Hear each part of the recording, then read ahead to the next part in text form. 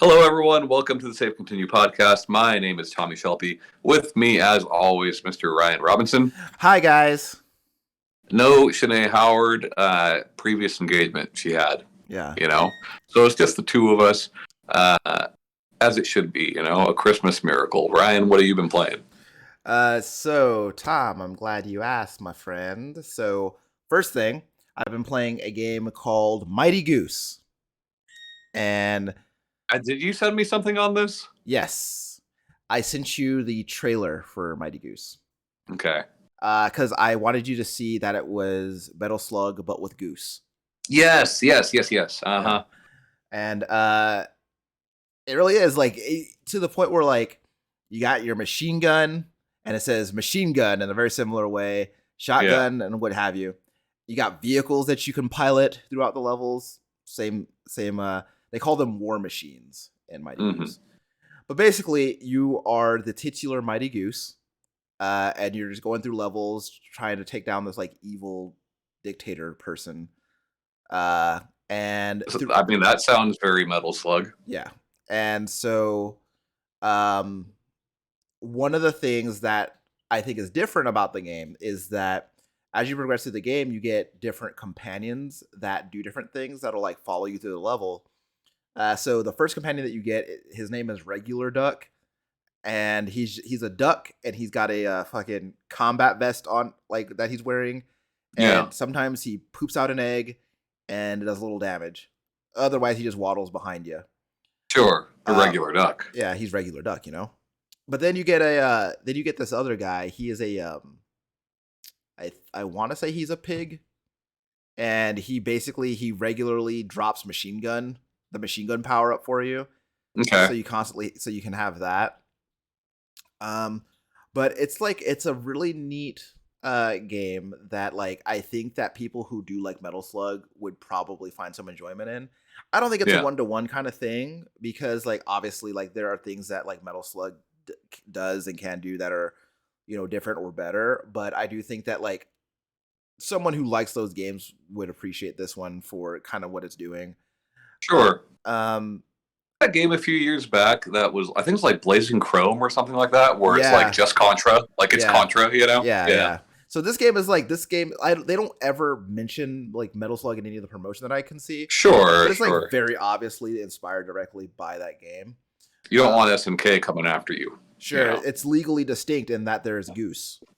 Yeah. But also you're not there's not POWs that you're rescuing throughout the levels or anything like that. But yeah, it's a really fun game, especially when you can there's a meter that you can fill up as you're killing dudes. And when you fill up the meter, you compress both the triggers, and then it'll put you in Super Goose mode, to where that makes your attack stronger and makes you immune to damage. And it's always really satisfying to pop that bad boy off, because when you do it, then the duck, it shows the duck, a close up of the duck, and he's honking real loud because he's angry, and then he goes off. Where are you playing this? This sounds like a Switch game. I'm playing this on the PlayStation. Oh, okay. But I'm pretty sure it's on Switch as well. Yeah. But yeah, I've been enjoying that heck of a lot. And it's also it was kind of refreshing because it was the first new game I've played in a while. And also I bought it for just $10. So nice. Also, I have been playing the usual, the Destiny and what have you. Sure. Back 4 Blood. I did mention this to you before we recorded. Okay. So I'm playing Back 4 Blood. Yeah. And I gotten back into it because some friends of mine, they started playing it again. And so I was like, yeah, I'll jump back into Back 4 Blood just to see how the game has changed significantly, as it turns out. But also, so there's these things now called warped chests, right? And they're booby trapped unless you open them with a toolkit. Okay. So if you trigger the booby trap, then there's a debuff that persists throughout the rest of the level. So I was playing with some guy who was apparently a streamer or something, and I could hear him talking to his chat. Yeah. And which is fine, right? But then he was like, "Oh, what's this?" And then he opens the chest, pops a booby trap. He was like, "Oh man!" Oh man, what happened? And then a bunch of zombies show up, and he's like screaming, not yelling, Tom, Yeah. screaming in my He's ear. hamming it up. Like, it's just a lot. I hate that shit, man. I hate that shit. And those are the streamers that I won't watch. Yeah, and I'm just like, bro, come on. Yeah. If you're genuinely excited or genuinely scared, that's one thing. Yeah. But like, yeah, when it's it was very apparent that he was doing a bit. But that aside, I think that the changes and updates to that game that they've made since the last time I've played it are pretty significant. Yeah. They've added new variations to existing enemy types while also adding additional enemy types for you to fight. There are 4 more characters now than the game had when it launched. Yeah. And there's like new weapons. There's like new melee weapons. Like there's these one of the new melee weapons is these claws, these Vega claws that you can get. Yeah. And they're a lot of fun to use. But like, yeah, that game is still a lot of fun. I really enjoy playing it. For Blood for me was like what maybe one of my biggest disappointments, and like that said, I only ever played it pre-release. Mm-hmm. But like those betas were enough to make me not want to buy it, So what is it that you don't like about that game?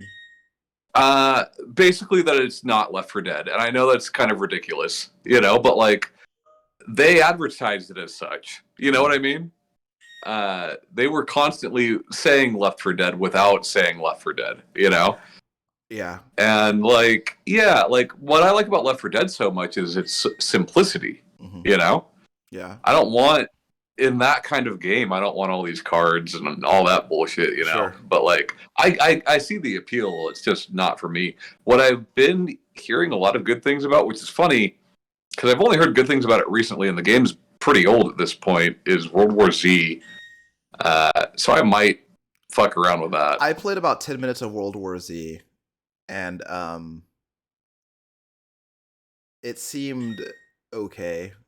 Yeah. I think the thing about World War Z is like I very quickly got the impression that I need friends to play this. Sure. And I don't necessarily like having that feeling with any game. Like I do like playing games with my friends, but sometimes I want to play the game, but I also kind of want to vibe by myself.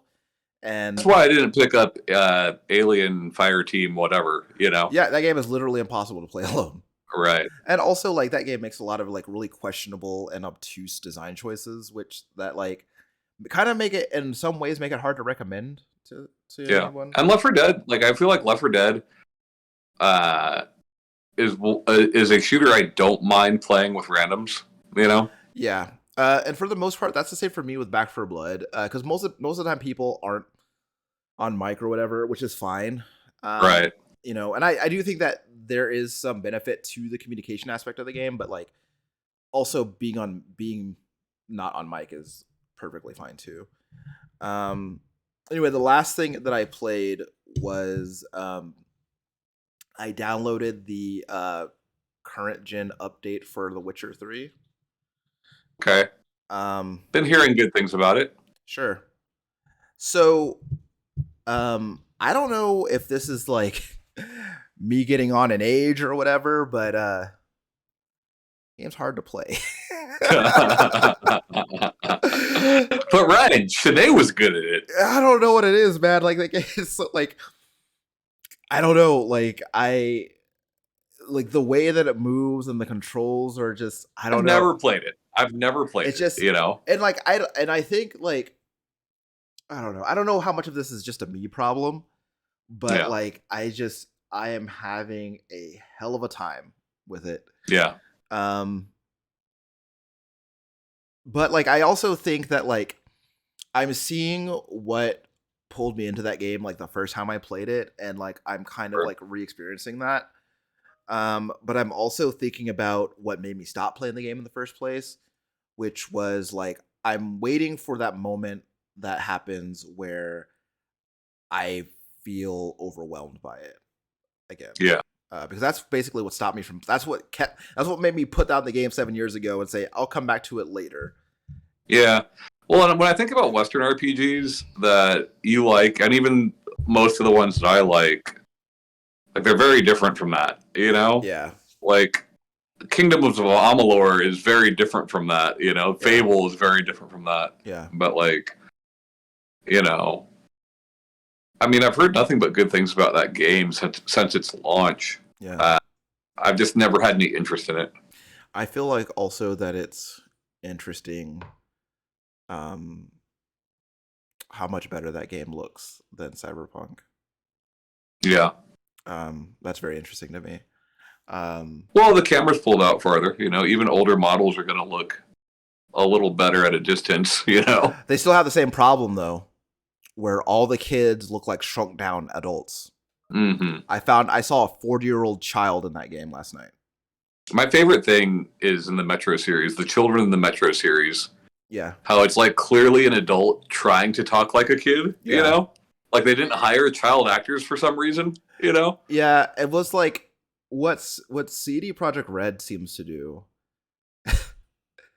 is they just they take they get the model that's the little body.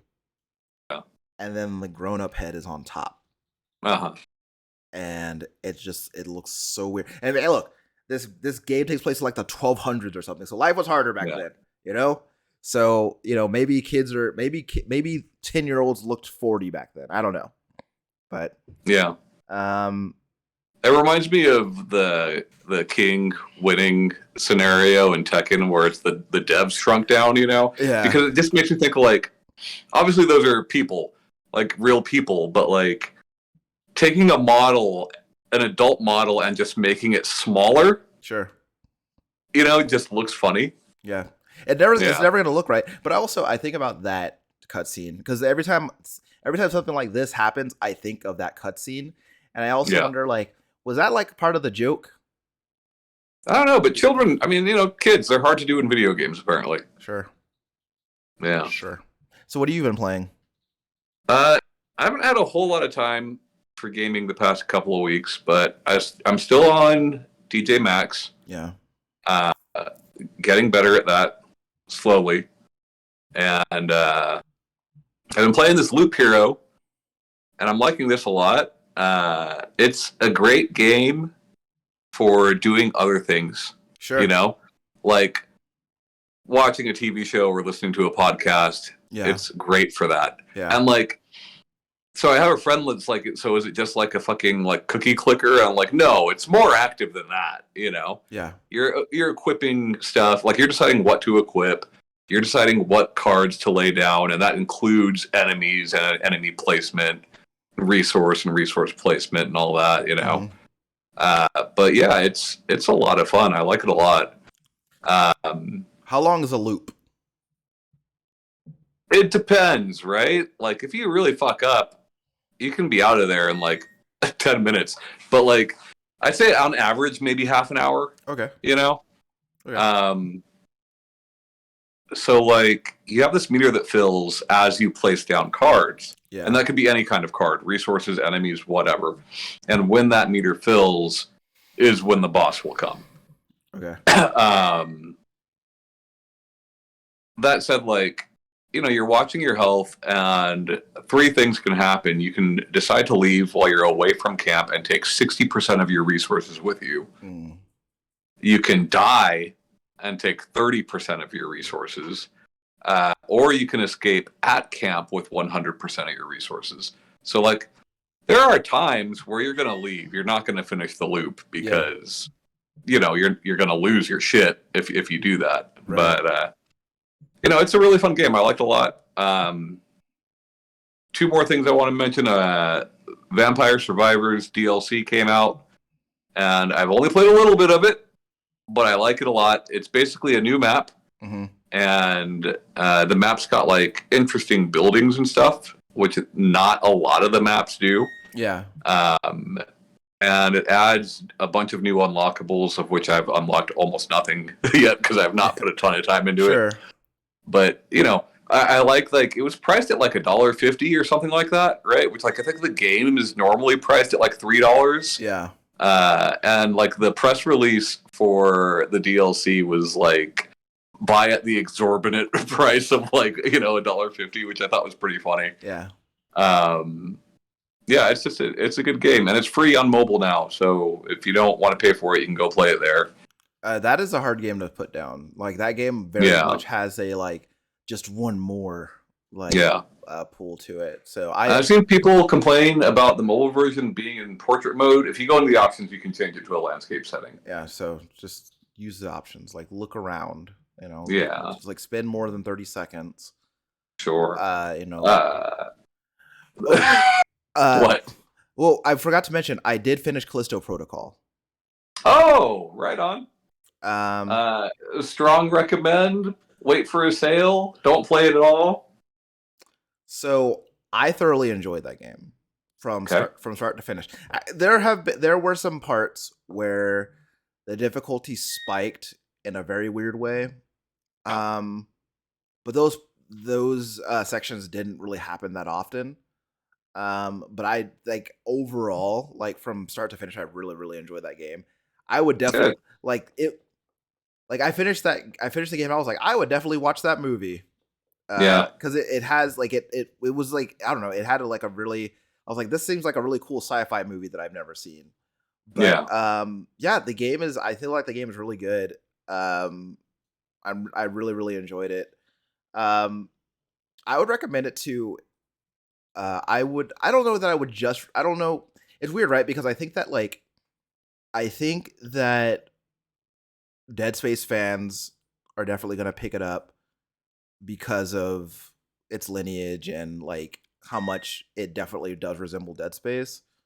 Oh. But I do think that I would still kind of have a hard time recommending it to someone specifically who is a Dead Space fan for like I think the same reason that like I think that they would have a hard time getting past it, like that it's not Dead Space, you know what I mean?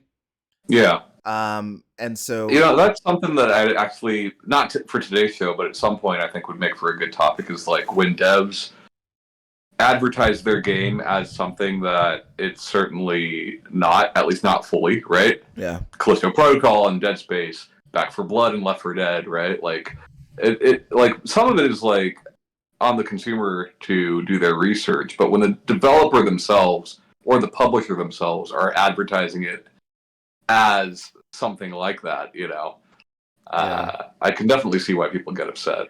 But Callisto Protocol, I definitely intend to play at some point. When that will be, who the fuck knows? Yeah. But I think like from a combat perspective, it is like the inverse of Dead Space, right? Because of how melee focused the combat is. It wasn't even until like later in the game that I started using the guns, primarily. I've heard that. Because like so the thing that you can do is that like you do a melee combo on an enemy, and then it gives you a window to like shoot him with whatever weapon you have equipped to like continue the combo that you're doing. And that was primarily what I had been using the guns for. Right. And then it wasn't until later on that I was like, I have enough bullets to where I can just like not bullshit with these guys and just like shoot them before they get up close to me. It's actually similar to Evil West. Like there's much more melee than you would think there would be. Yeah. And oftentimes you're using your guns to continue a combo. Yeah. Which I think is a cool idea, but like I also think that it works because the melee combat is pretty simplistic. Yeah. But it feels really good when a hit lands. Yeah. But yeah. So anyway, I like that game a lot. I don't know. I do think that I would pay full price for it. No, like if I hadn't already bought it. But I think that my recommendation, based on what I think other people are probably looking for, I don't know that I would recommend it at full price. Can I help you, KJ? What is that? Oh, she's doing obscene gestures at me. Oh, okay. My intent with that is definitely to wait for a sale. Yeah, I think that like that was it was definitely one of those times where because I don't buy physical games, but I kind of wish I bought it physical so that you could play it that way. But sure. Last game I want to bring up just came out in the last few days. It's the new David Szymanski game, Chop Goblins. That's So a cool like, fucking name. yeah. So David Szymanski, for those that don't know, is the director of Dusk and Gloomwood. He's kind of like, since this new like old school boomer shooter renaissance has been happening the few years, he's like the poster boy for that movement. Yeah. And it's a lot of fun. He advertised it as like, don't get your hopes up. This is not Dusk 2. This is a very, very small, very, very short game. And it is. It is a very short game, but it's a lot of fun. It's very, very stripped back, right? Like you cannot jump in the game. In Dusk, you can do backflips. You cannot jump in Chop Goblins. But like the shooting feels good. There's some creative weapons. It's kind of funny, but not like you can tell it's supposed to be funny, Right. right? But it's not like there's a bunch of like jokes that don't hit. Sure. It's just like the situations that you're in, and the enemies are just kind of funny looking, and they sound sort of funny. Yeah. And it's fun. It's a lot of fun, and you're like time traveling, so like the settings are all very distinct.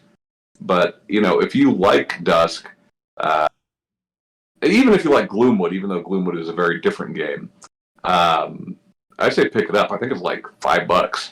Yeah. Yeah. I'll definitely take a look at that. There's one of those times where like I kind of wish that like I'd set up like a third for the video version of the podcast. I set like a third window to like show whatever we're talking about. Oh, sure. I think that might be. But you'd have to like search the stuff on the fly, or we'd have to discuss it beforehand. Yeah, for sure. Yeah. Yeah. But I'm a pretty good searcher. I'm a pretty good Googler, so you never know. Sure. I can find stuff pretty fast. Anyway, Ryan, today you wanted to talk about like quitting video games? Yeah, I'm done. That's it. I'm over games. This is I don't like video games anymore. I'm done with them. Sure. No, so I was thinking a lot about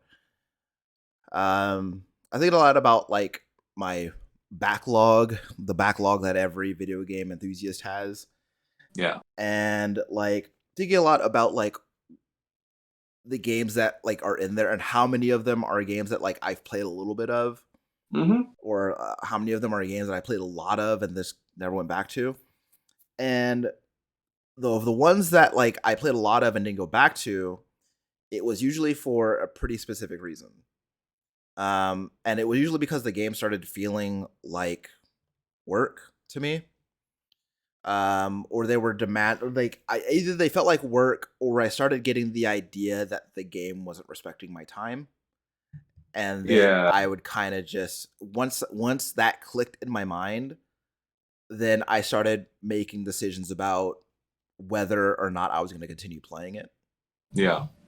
So we mentioned The Witcher earlier, right? And like that was a problem that I had with The Witcher 7 years ago when I played it, which was I was playing it, and one day I opened up that map, and I was just like, "This feels like too much.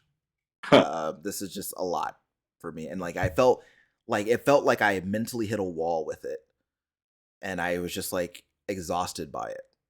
Well, what's funny about that is like you finish a lot of open world games with like objective markers all over the place, right? And I rarely do. Yeah. Unless it's something I'm really fucking loving, Breath of the Wild or fucking Far Cry 3. Sure. It's rare. It's rare that I finish an open world game. Yeah. But like for you, I just like, so why? Why? I mean, you finished Assassin's Creed Valhalla. Yeah. Which like is infamously just here's a shit ton of stuff to do. And like the funny thing about Valhalla is that like, so I needed one more trophy to get that platinum, which was to find Thor's hammer after assembling his armor and everything. And the pursuit of that hammer was getting me to that point, and luckily I found it, and then I just kind of put the game away, which sucks because I hate when games give me a super powerful weapon to use after the story is done. I hate that. We've talked about it. Yeah. Concrete and Infamous, right? It really fucking bugs me when people do that. But I think one of the things that like really affected it with The Witcher is the game doesn't, to my recollection, never did like a good job about telling me, I see what you're doing. uh, it never did a good job about telling me like when to move on to like the next area, right? Ryan, real quick. Yeah. If Kaylee keeps distracting you, like the next time she distracts you, just turn the camera on her. That's a good idea. I could just pick it up and just do one of these. Yeah. So she would not like that. I would get in a lot of trouble for that. Sure. But, well, it's not like this is live. I mean, isn't it? But no, that one of the things that got to me about The Witcher is that like it doesn't do a good job of telling you when to move on. You kind of have to figure that out for yourself because it keeps giving you so much stuff to do in every area to the point where at a certain point you're over leveled, right? Yeah. And then when you move on to the next place, you're over leveled for that place because you spent so much time leveling in the last place. And then so for me it was just like the combat kind of became trivial. And I felt like I was just going through the motions because there was no challenge, there was no stakes to the combat because everything was dying in a couple of hits. So what you're saying is you don't want to play The Witcher because you're too good at it. Yeah, basically. I would say that I'm probably the best Witcher player that ever picked up the sticks. Sure, bring it on, Shanae. Yeah, but that in that way the game started feeling tedious. Yeah, and then eventually I hit that wall with it where I was just like, but that was really more of an example of like me feeling overwhelmed by it, with the combination of the combat feeling tedious. So then it started just kind of feeling like busy work.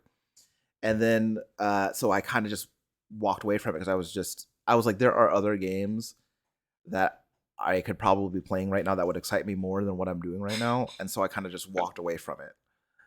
See, and for me, it's like definitely a mindset thing, right? Like some of my favorite RPGs are like old fucking grindy RPGs, you know? Yeah. And I don't mind doing random battles. I don't mind grinding, right? You know? But it's definitely a mindset thing. Like I expect that in that type of game. Sure. You know what I'm saying? Yeah. And I don't know. I know it shouldn't matter, but like for some reason it does. You know, like I don't expect that in a lot of Western RPGs. Yeah. Maybe that's dumb. I don't know. Because I don't feel like they ever like a lot of them. I feel like they are built for gratification in a different way, so that like, a lot of the time they don't require that of you. Right. And I felt like because I don't mind grinding either, right? Because I like the idea of like I know that I'm getting stronger to beat this guy that like maybe I'm having trouble with, right? But there was never that point. That I never hit that point, you know. Loop Hero, man, super fucking grindy, you know. Yeah. But like more recently, that happened to me with Horizon Forbidden West. Yeah. Like I went through and I platinumed Zero Dawn, and I went into Forbidden West like ready to like do the same.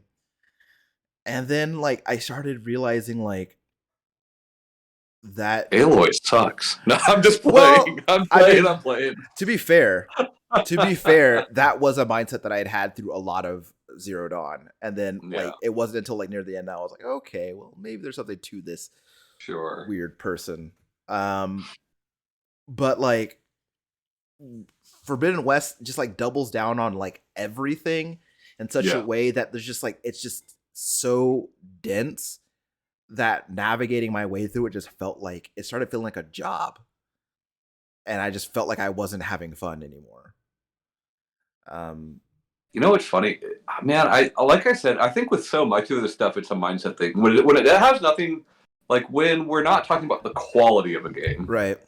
When we're talking about like the grind, or you know, lengthy progression or whatever it might be, it really just depends on the game for me, right? Like the Pro Skater 1+2 remake, trying to hit level 100 on that, is such a fucking grind. Yeah, but it doesn't bother me because I like just controlling that game. Sure, you know. Yeah. So even if that takes me a year to get done or 2 years to get done, it's not a big deal because it's just a game I jump into from time to time. Right. You know. Yeah. Fighting games, right, are very grindy, not literally, but like your progression in them, or fucking DJ Max, like your progression in that, you're going to be playing that shit for a long fucking time, you know, and you're not going to be playing anything new. Yeah. But it doesn't really matter there, you know. Yeah, for sure. But I definitely see what you're saying. Yeah. I don't know, man. Like, cause like it's not like Forbidden West is a bad game by any means. Right. Clearly it's not. Yeah, it's just that you get to the point where like so the game gives you a lot of, it gives you a lot of not just objectives, but like gives you like a lot of tools and weapons to use. And it's just like it's so many of them, right? There's so many different types, and within those types there are subtypes, and it's just a lot, right? And it's too many, honestly. Are we talking like a Diablo thing or like a Turok 2 thing? It's like, Turok 2 had a lot of weapons, Yeah. And you know what? I think that like Forbidden West, like the amount of weapons that the game has wouldn't be such a problem for me if they gave me a better way to access the weapons that I have, right? Because very frequently I'm going to the pause screen or the inventory and screen equipping something and then going back out, and then another thing that I need a different weapon for will show up, and then I got to go back to the inventory screen and go back out. Yeah. It became like that loop became so like I was to the point where like I would just stop changing weapons, and I was like I would just be suboptimal in this combat encounter just so I don't have to do that. Which is not something that I normally would want to do, but like I also what I want to do less is take myself out of the action to manage my inventory for like the 12th time in the last half hour. So it was like things like that. So it's a game that I was like really looking forward to, and a game that I was really excited to play and went into very excited, right? And then at a certain point, like I'm feeling like I'm not having a good time because of how much of a chore this game feels like, and I'm thinking about like when do like at what like do I wait for the game to like because I'm at the point now where it's like if the game were going to streamline itself better, I'm past where it would have done that, right? Yeah. And so just like, do I just keep going with it, or do I just like let go of it? Like, and I had to realize I was like, look, I'm not having fun. So, Yeah. That happened to me this week with a game. I didn't mention it at the top of the show. I tend to mention games I like that I'm enjoying, Yeah. But I did buy and play Narita Boy, which like has received a lot of critical praise. Clearly it's a good game. I played it for maybe half an hour before I'm like, no, I'm not playing this. It's not. I paid for it, but I'm not going to play it. And I knew this very quickly, Yeah. That tends to be the case with me. And and in the case of this game, all it was is the jump. I don't like the jump. For 2D platformers, I like very specific kinds of jumps, Sure. And I don't like the jump in Narita Boy, and that was enough for me to be like, I'm not going to play this anymore. Honestly, that's valid, right? Because like, especially when the jump is like core to like playing the game, like it's important, which is why like I'm somebody who couldn't get into Crash Bandicoot because I didn't play Crash Bandicoot until I was an adult, like until Kaylee was playing it, right? So I saw Kaylee playing it, and she was having a hard time on a level. I was like, it can't possibly be as hard as you're making it out to be. Let me try this. And then like I was like, this jump feels like he's like wearing like 50-pound weights on his shoulders, and I just don't like it, So see, and I like different kinds of jumps, right? Yeah. I love the Super Mario jump where you have some air control. Sure. I love the pretty Can I Really Be a Hero where your jump is like where when you jump you're going to land in that spot no matter what you do, you know. I like both of those a lot. Narita Boy is somewhere in between, but it's just like I just can't. I can't get used to it. Yeah. Yeah. And so let me ask you, so do you have times where maybe and I just paid for the game, I'm like, no, I'm good. We're like, and I didn't return it, right? I bought it on Steam. Sure. I can still return it and get a refund for it. Yeah. But I'm not going to be that guy, Yeah. Yeah. Um, do you have times where it's not so much about the fact that you paid for the game, but it's more about like you've heard so many people talk really, really like highly of this game, and like you just like maybe I'm gonna see like what this like maybe I'm gonna see like what it is that they like about it. I'll just stick it out a little bit longer. Has that ever been like a thing for you? Um, you know, I mean, I think that's the thing for everybody, but I'm I've talked many times on this fucking show about like there's so many people that are like, wait, 10 hours in, Yeah, it gets so good, and I'm sure they're probably right, yeah, but I don't have that much time to not enjoy something, right, so that maybe I will enjoy something, right. you know. Right. Because Um, like what they like about it might be something that you're like you get to the thing that they like about it and you're like, "Oh, no, I actually hate it more now." right, right, and it might not, but like Yeah. I'm not willing to invest that much time Sure. to maybe like it, right? Yeah. The same. It's the same thing with TV. People are like, "Oh, well, season 3 it really picks up." I'm like, "No, I'm good," But and maybe it sounds like part of me thinks it sounds like we're too good for this thing, or like we're not thinking about people's hard-earned money. Like maybe you can only afford to buy one game, and the game you bought wasn't great, but you stuck it out Yeah. because that's the game that you can play right now. Right. Right. I feel that. I definitely feel that. But like, I buy a lot of games. I've got enough games that I've never played to last me for fucking years. Yeah. Yeah. Why not try one of those that I might enjoy more? Yeah. And that's actually kind of been like a thing that that I kind of had tried to sort of like move toward. Like I think about like when I went through and finished Mafia 3, I was like it was more like about me just being like, "You know what? I have this game that like I've put not a whole lot of time into. Let me just finish Yeah, this game." And it turns out I really like that game a lot. yeah. But like again, like I have games and like I'm sure I have I have games in my backlog that I've either played very little or I haven't touched at all. And but like I'm also someone who enjoys the dopamine of buying a new thing. So like, Same, you know, same. It's stupid, but it's true. yeah. So You know. you know, I I try to kind of like navigate myself away from that, especially like knowing that there's such a thing as like sales and like games go Yeah. on sales from time to time. So like, that was like kind of a thing for me with God of War, right? I'm listening to all these people have this conversation about God of War, and I'm like, man, I sure would love to play it before someone tells me what the ending is. but like, Right. Right. but like at the same time, I'm just like, well, I've got these other games. I'm playing two live service games right now. No, three live service games right now, right? So like, it's kind of it can be a little difficult to like carve out time for a game like that when like a carve out time for like another $70 game when like I'm already playing these other games, right? Right. So I kind of and that and When do you quit those games?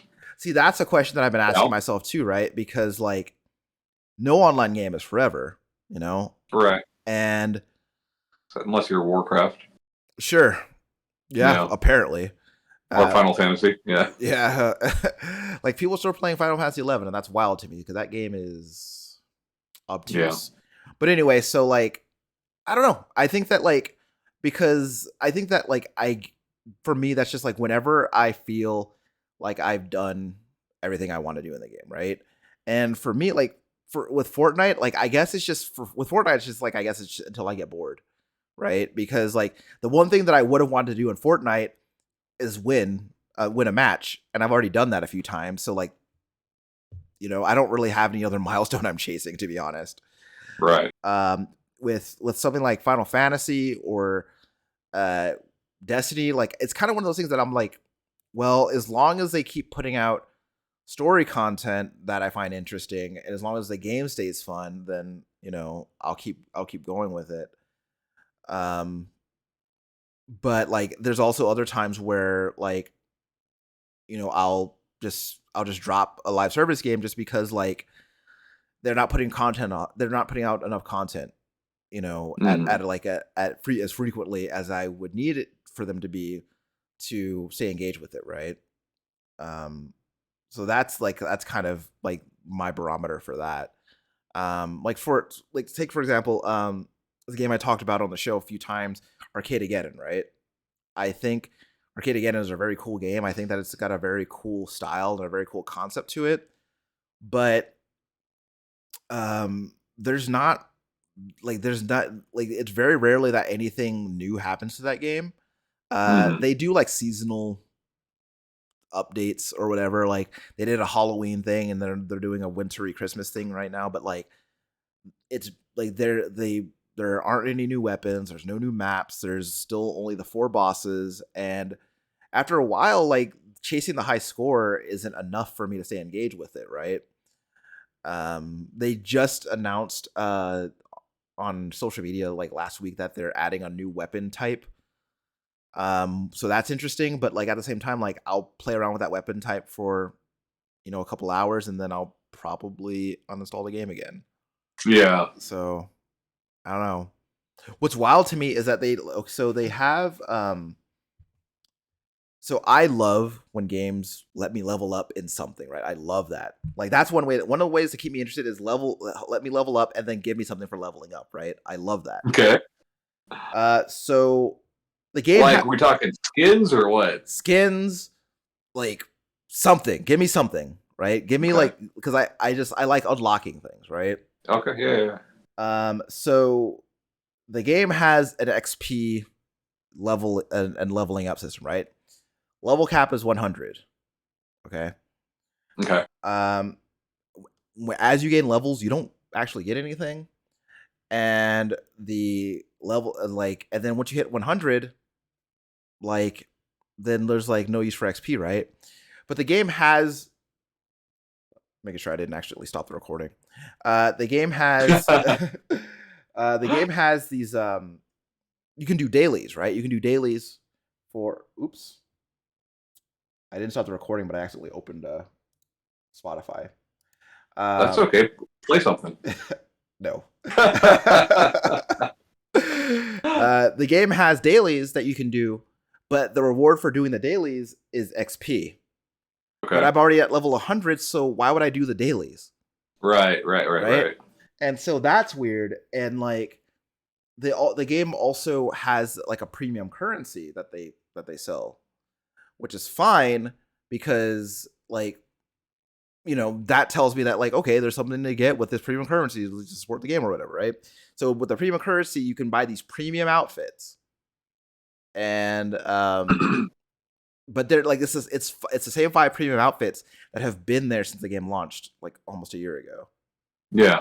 So like I guess just like okay. Well, my question with that is like, I like dailies and weeklies in games. Yeah. When they give you a different way of playing the game. Yeah. Like I think that the dailies in Street Fighter V were really good. Yeah. Because regardless, like it doesn't matter what the reward was. Playing the daily was the reward because it was a new way to play the game. You know what I mean? Is this game that way, or are you just doing shit that you would normally be doing?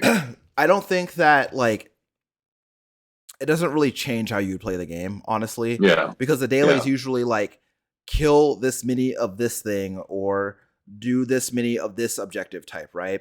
So you're doing basically what you would be doing anyway. Sometimes they have it to where like kill this many enemies with this gun, right? Right. Which is even like that. Or you can't jump, or like whatever. Yeah. Like that's enough for me. So like the kill this many enemies with this gun type of daily is fine, except it's so like they want you to kill so many. Like the number is ridiculously high. Well, it's because they want you to stay on there. Yeah.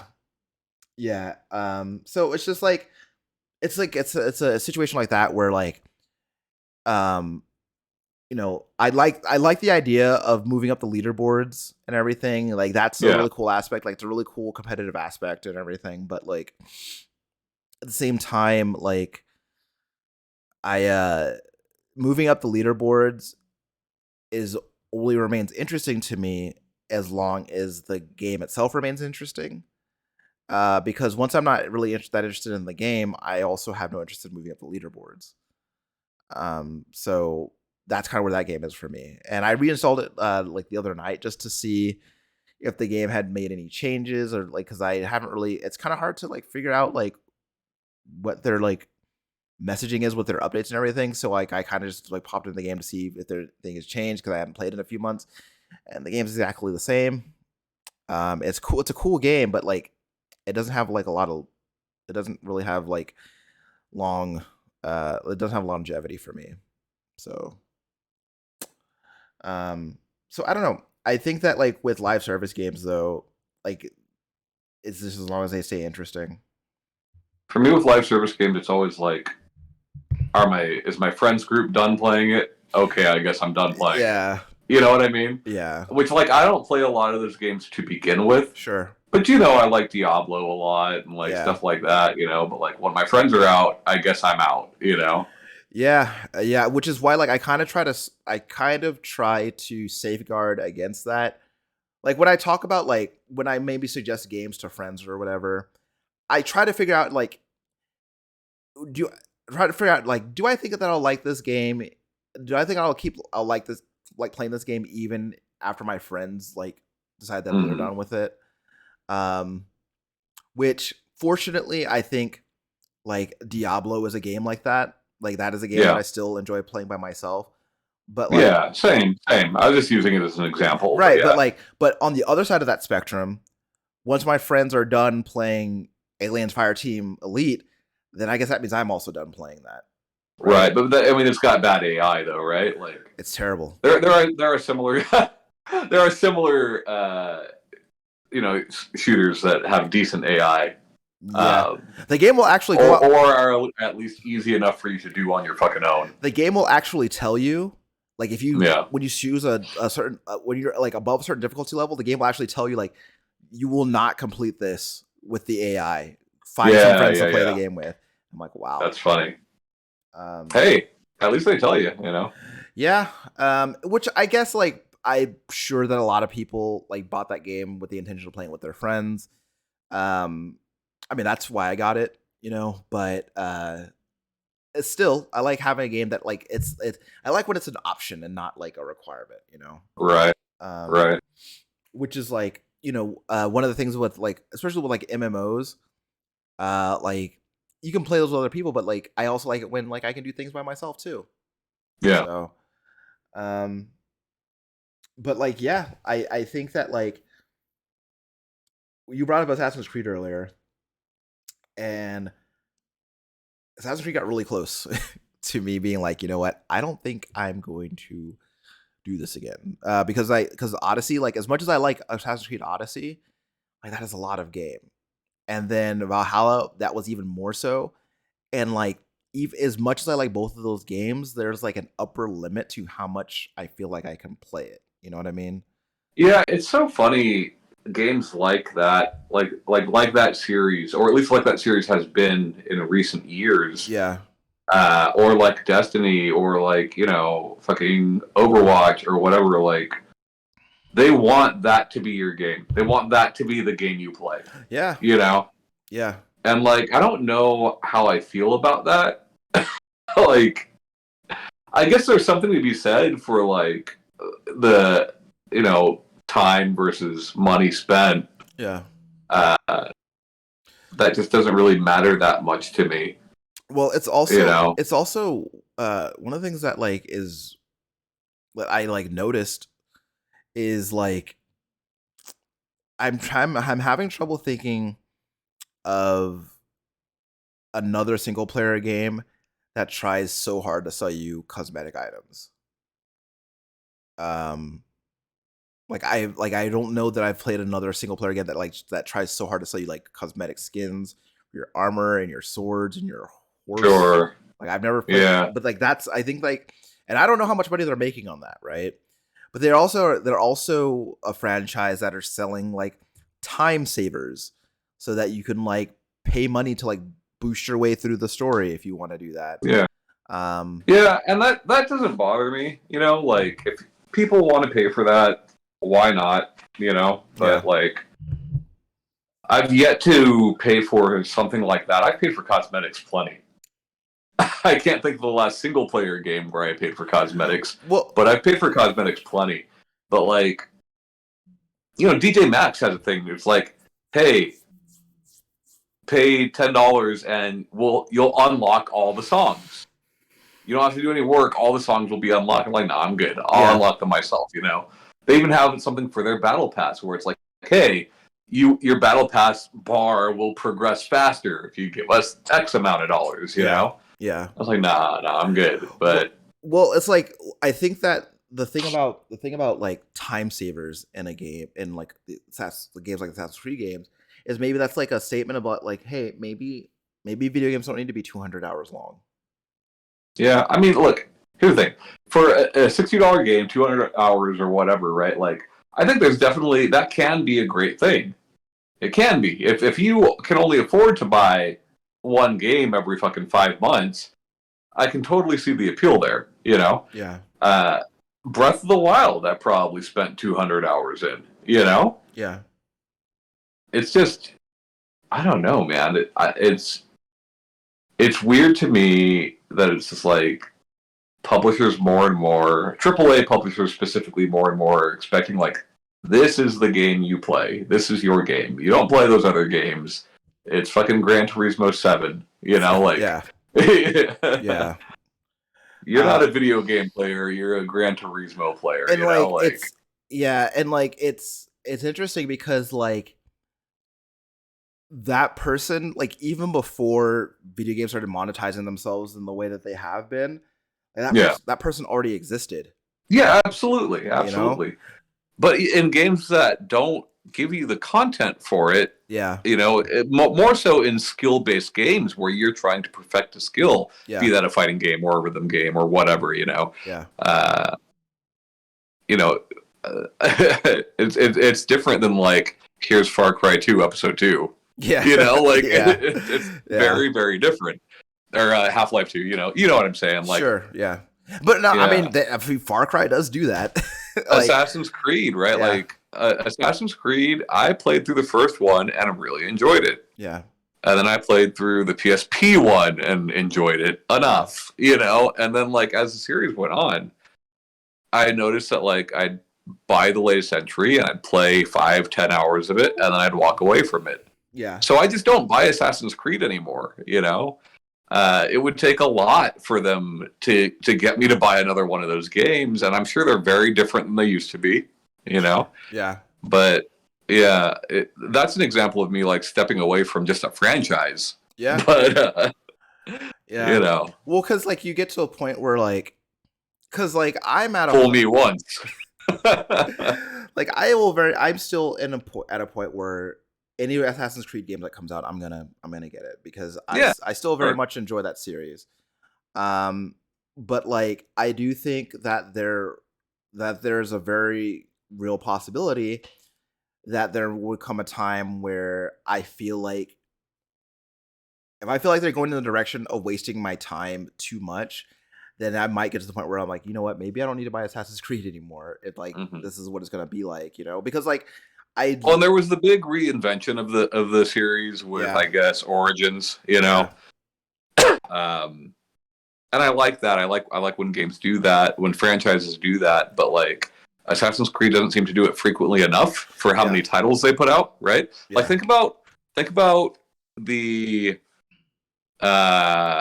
Resident Evil trilogies of games, right? Like 1 through 3, fixed camera, 4 through 6, third person, 8 through presumably 9, first person, right? Yeah. And these are small changes. The games still play somewhat similar to each other. Yeah. But like it's a frequent enough change to keep things interesting,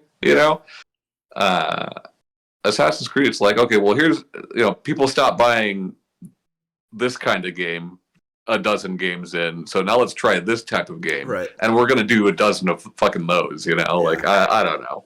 Yeah. So I'll tell you one thing that's funny is how like I don't remember how many years ago this was where they were like we are never doing a game set in feudal Japan. That is not happening. Yeah.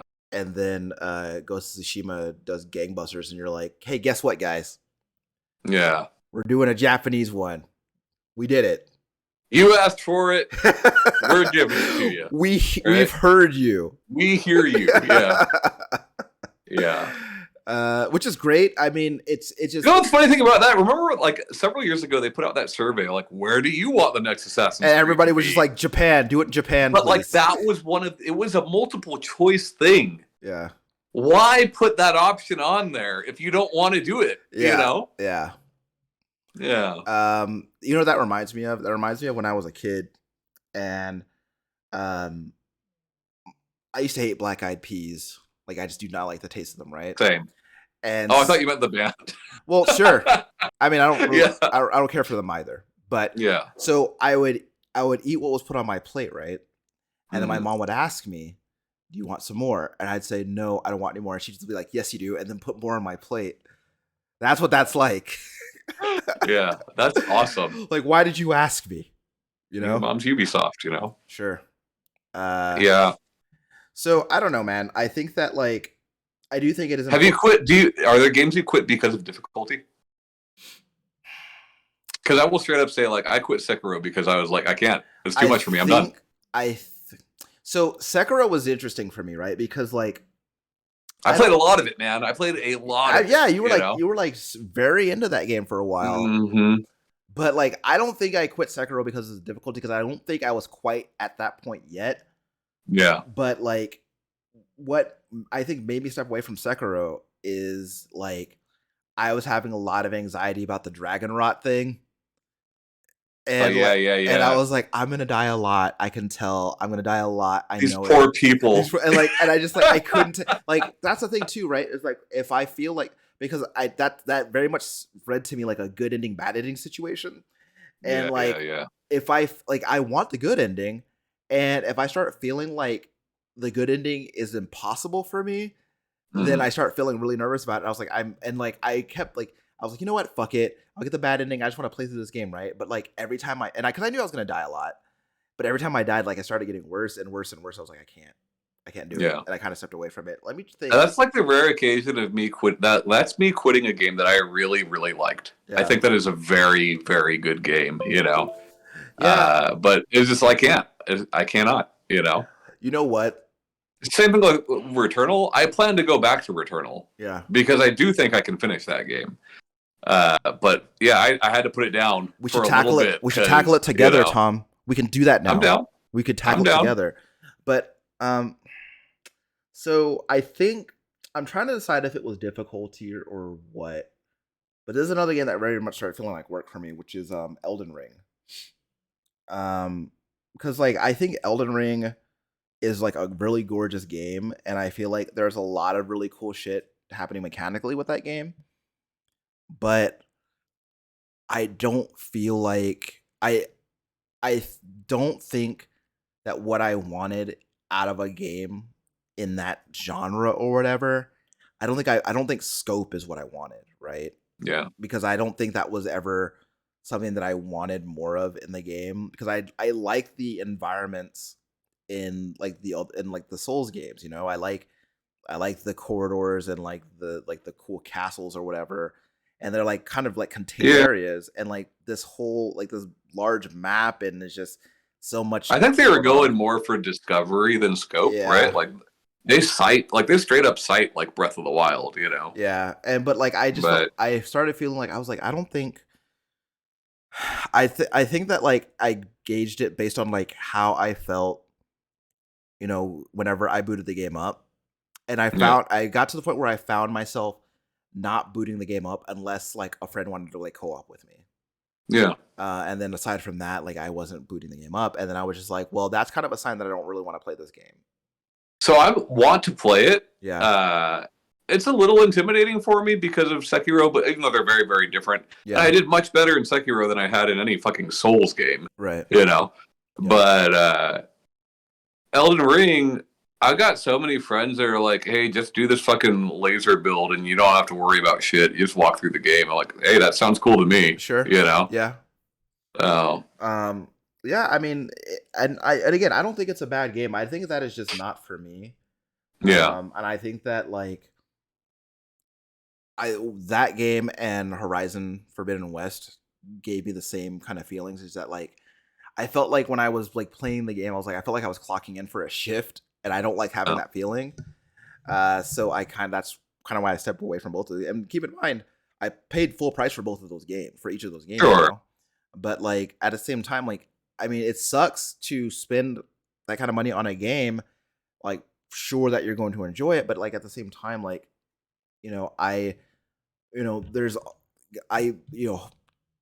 provided things like stays the same for me, like money's gonna come in and like I can replace money, but like my time is like at like a bigger premium. Hmm. And I'd rather spend that time doing something that like I'm actively enjoying and feeling actively engaged with. Yeah. And I think that there's a possibility it certainly exists that I will, go back to Forbidden West at some point. Yeah.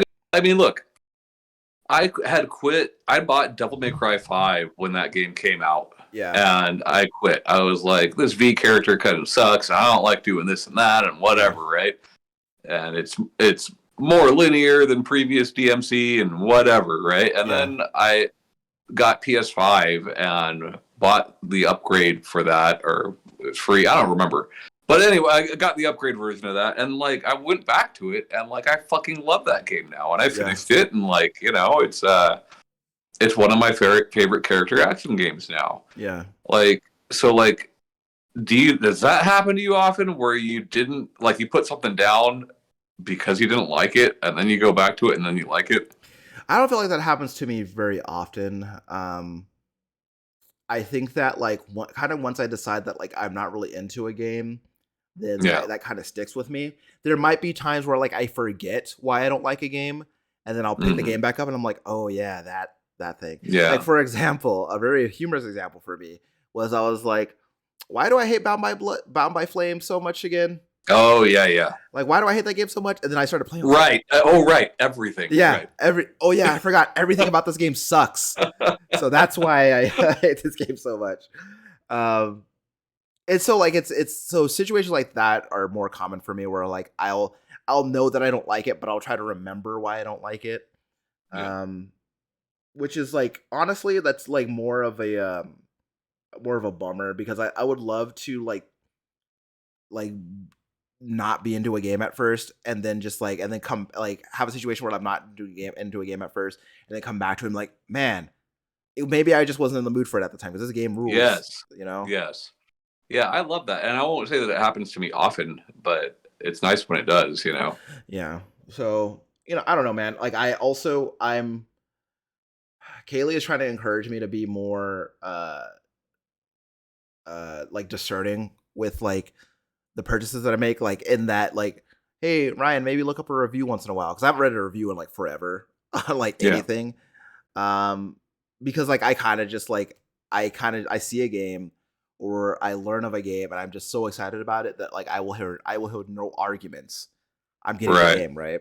Which is like kind of a thing like I haven't read any like the new Gungrave game is out, right? Hmm. And like I've read no reviews on that game. But like I was like, well, I'll tell you what I do know. I played through the first two Gungrave games and those games rule. So the law of averages works out that I'm like this one too. I I don't fucking live by reviews, right? Like, I think that's a dumb way to to make your purchases. But like, Yeah. there are a few reviewers whose opinions typically align with mine. Yeah. So if they really like something or they really hate something, I will put more stock in their opinion than the opinions of others. Not because I like them more, just because 9 times out of 10 I've agreed with them on these games, right? Yeah. But also, like, I do look at like Metacritic, which I know a lot of people don't like, but like, if everyone's dunking on a game, there's a good chance it's not great. Sure. And that's not always the case, right? We do see where critics and players disagree from time to time. Most recently, I can think of like Choo Choo Charles, right? Got really bad reviews, but then like player reviews were through the roof. I have no idea what that is. It doesn't matter. It's a dumb game. But like it happens, right? And like I will look at Steam reviews, right? Yeah. But in looking at Steam reviews, I will look at like, well, this person only played for 2 minutes. You know, like I will look at that too. Yeah, and also like I'll look at like, well, that's another thing too, right? Is that one of the things that I always encourage people to do, which is why like people will post like an IGN review or some other like outlets review, and they use those numbers, right? It was like, oof, a 6, man. Yeah. I thought this game was be good. Well, like, did you read the review though? Right. Because you have some like to your example, like someone on Steam gave it like a negative review, right?